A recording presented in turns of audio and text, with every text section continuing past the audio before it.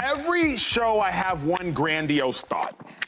I spend 12 to 24 hours mulling over this grandiose thought, and this is my grandiose thought for the day, Shady.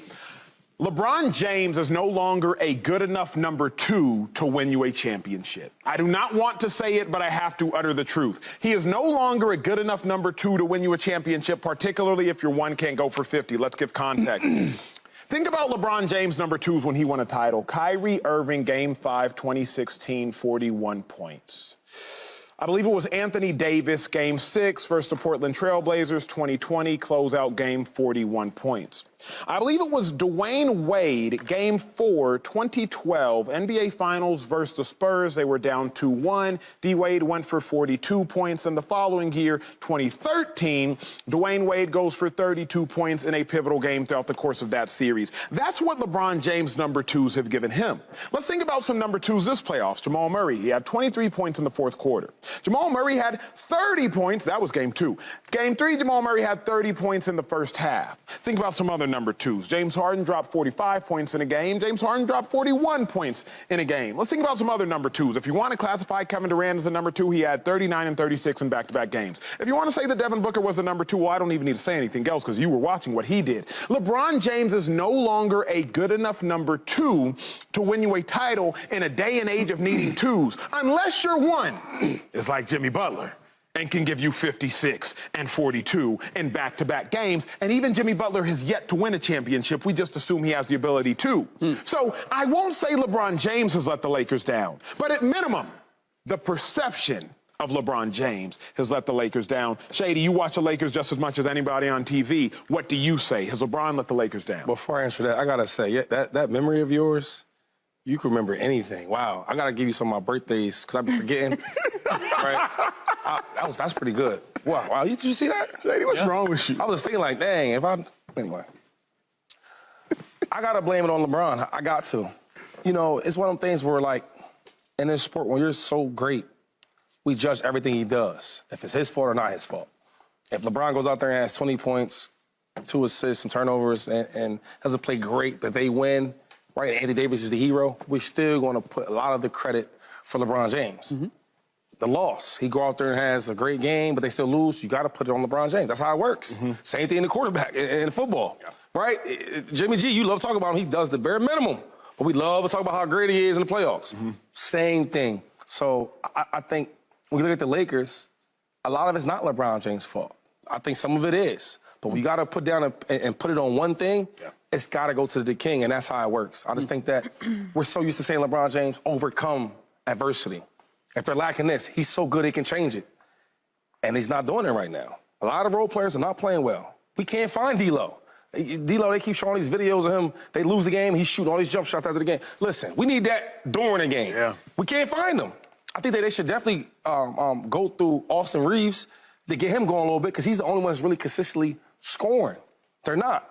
So it's a lot of different things, but if I had to pick one, and I hate to do it, it got to go to the biggest name in basketball. That's LeBron James. Joy, where do you stand? What do they say? Heavy is the head that wears the crown. Come on. And he got a big crown. That's the king. I know. I just noticed you didn't put it on before you started talking about LeBron. Yeah, I mean, they down 3-0. It's like I can't really. I mean, they down. They down 3-0. Keep that in storage over you. I can't say LeBron has let them down. I'm being sentimental today. I don't know what's going on. I'm usually so much unlike more, you. I know, it's weird. I'm going to talk to my therapist about what's going on here. But this is why they said they're not playing with house money. You remember they were asked that question, and they both said, no, that's not what it is. This is not going to go well for LeBron and the Lakers if they get swept. It's just not. It's rough. It's going to be rough. There's going to be a lot of questions about how much longer he should play. Should he hang it up? Should they break this up? What kind of other moves they should make? When last week we were praising the Lakers and talking about what an amazing job Pelinka has done and how incredible all the role players have been. Well, they're running into a buzzsaw with Denver. But I can't just put it on LeBron James. The role players have been great up to this point, but they've got to continue being great. If this was the roster that you presented to us as the solve, that we're praising Pelinka for making these moves, well, were all these role players just overachieving?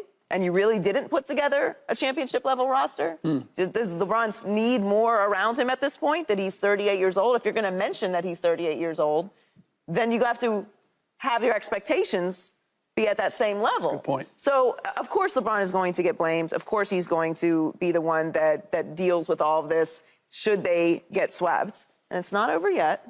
It's not over yet. True. But I think what's really the most frustrating is they had opportunities in this series. It's not been what we watched with the Celtics last night. They've been in, and particularly in the 2 games on the road, they were in and had an ability to take those games. That's what I think is the most frustrating. That's where I'm conflicted. Because I'm going to say no, that I don't feel that LeBron has let them down, because I've had a clear-eyed view of who LeBron is all year long.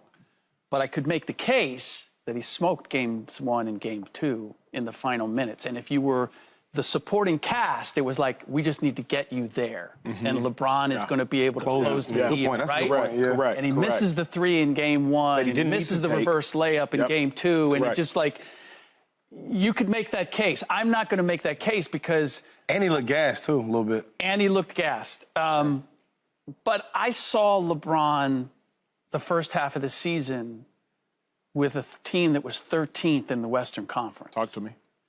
And then they changed the team at the trade deadline, and they got better. Yeah. But they moved from 12th to 9th with LeBron James not playing. And the thought was, okay, well, now that we've got this good team, and now we're going to add LeBron, and LeBron, if he's the old LeBron, now it elevates everything. Right. And I just thought, at 38, he might be able to give that to you for a series or 2. But getting all the way to the finals, I said it going in, like Anthony Davis has exceeded expectations because he's been available every game. LeBron James at 38 carrying the kind of weight that he'd have to carry, I thought it was unrealistic to expect it. And I feel as if that's what we're seeing. Like, he's had moments where he's been the old LeBron. He just can't be it consistently. Yeah, well, hopefully he can get that moment back for one more game tonight, and then one more game in 2 days, and then one more game after, and then actually one. Subscribe here to get the latest from Speak, and go watch a few segments from our other shows on FS1.